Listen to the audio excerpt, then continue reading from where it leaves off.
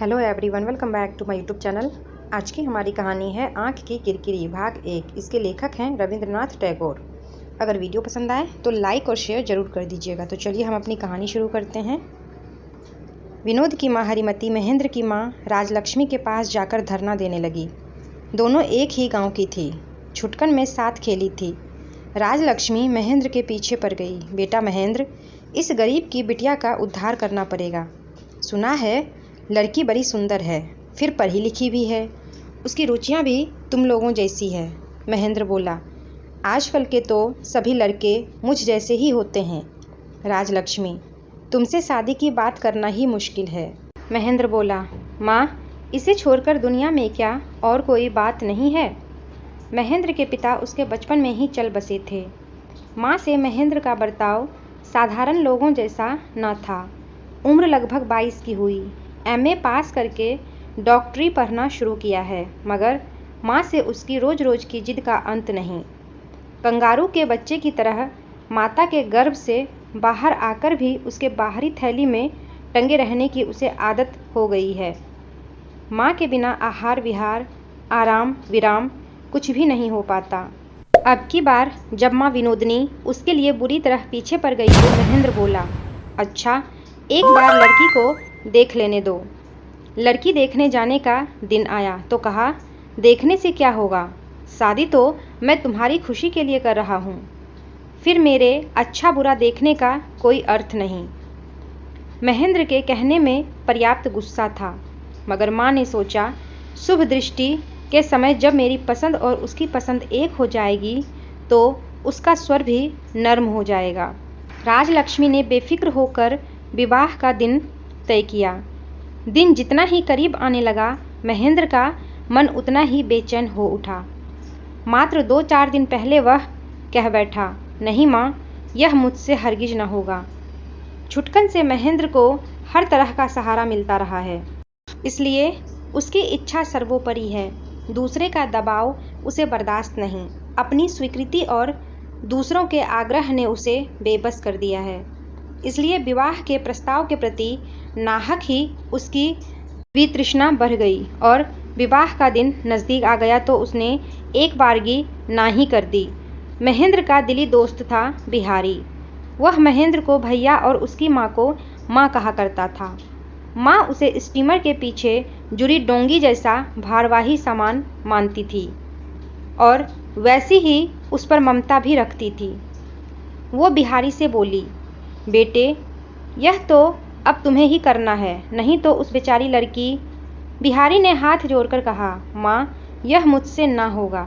अच्छी न लगी कहकर महेंद्र जो मिठाई छोड़ देता है वह मैं बहुत खाई, मगर लड़की के बारे में ऐसा नहीं हो सकता। राजलक्ष्मी ने सोचा, भला बिहारी विवाह करेगा? उसे तो बस एक महेंद्र की परी है, बहू लाने का ख्याल भी नहीं आता उसके मन में। यह सोचकर बिहारी के प्रति उनकी कृपा मिश्रित ममता कुछ और बढ़ गई। विनोदनी के पिता कुछ खास धनी न थे, परंतु अपनी इकलौती बेटी को मिशनरी मैम रखकर बड़े जतन से पढ़ाया लिखाया। इतना ही नहीं, घर के काम में भी चाक चौबंद किया।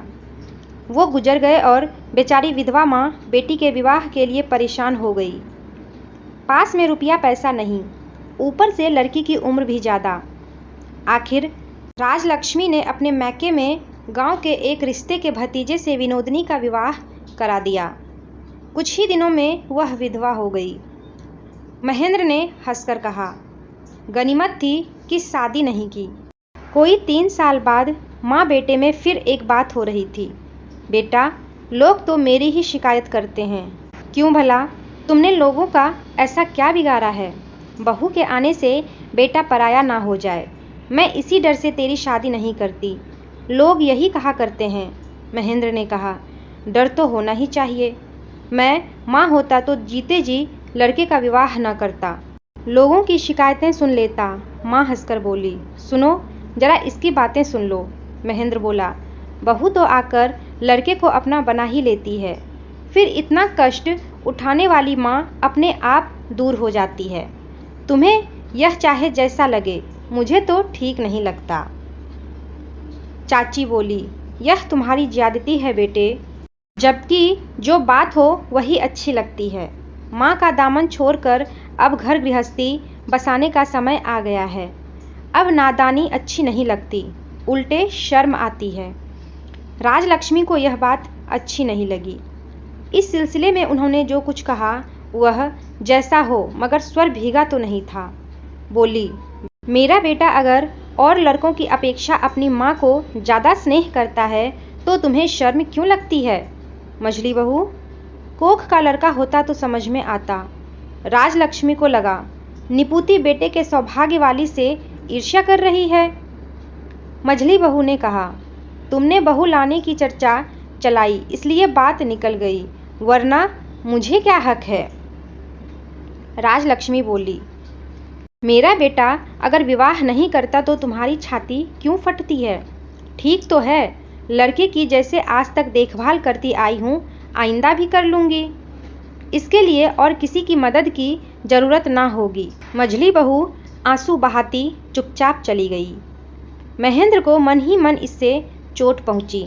कॉलेज से कुछ पहले ही लौटकर वह अपनी चाची के कमरे में दाखिल हुआ। वह समझ रहा था कि चाची ने जो कुछ कहा था उसमें सिवाय स्नेह के और कुछ ना था, और उसे यह भी पता था कि चाची की एक भांजी है जिसके माता पिता नहीं हैं। वो चाहती है कि महेंद्र से उसका ब्याह हो जाए। हालांकि शादी करना उसे पसंद ना था, फिर भी चाची की यह आंतरिक इच्छा उसे स्वाभाविक और करुण लगती है। उसे मालूम था कि उनकी कोई संतान नहीं है। महेंद्र कमरे में पहुंचा तो दिन ज़्यादा नहीं रह गया था। चाची अन्नपूर्णा खिड़की पर माथा टिकाए उदास बैठी थी। बगल में कमरे में खाना ढका रखा था, शायद उन्होंने खाया नहीं। बहुत थोड़े में ही महेंद्र की आंखें भर आती। चाची को देखकर उसकी आंखें छलछला उठी। करीब जाकर स्निग्ध स्वर से बोला, चाची। अन्नपूर्णा ने हंसने की कोशिश की, कहा, आ बेटे बैठ। महेंद्र का मन भीगा हुआ था। चाची को दिलासा देने के विचार से वह अचानक बोल उठा, अच्छा चाची, तुमने अपनी भांजी की बात बताई थी, एक बार दिखा सकती हो? कहकर महेंद्र डर गया। अन्नपूर्णा हंसकर बोली, क्यों, शादी के लड्डू फूट रहे हैं बेटा? महेंद्र झटपट बोल उठा, नहीं नहीं, अपने लिए नहीं, मैंने बिहारी को राजी किया है। लड़की देखने का कोई दिन तय कर दो। अन्नपूर्णा बोली, आहा, उस बेचारी का ऐसा भाग्य कहाँ, भला उसे बिहारी जैसा लड़का नसीब हो सकता है। महेंद्र चाची के कमरे से निकला कि दरवाजे पर माँ से मुलाकात हो गई। राजलक्ष्मी ने पूछा, क्यों रे, क्या राय मशवरा कर रहा था? महेंद्र बोला, राय मशवरा नहीं, पान लेने गया था। माँ ने कहा, तेरा पान तो मेरे कमरे में रखा है। महेंद्र ने कुछ नहीं कहा, चला गया। राजलक्ष्मी अंदर गई और अन्नपूर्णा की रुलाई से सूजी आंखें देखकर लम्हे भर में बहुत सोच लिया। छूटते हुए फुफकार छोड़ी, क्यों मझली बहू? महेंद्र के कान भर रही थी, है ना?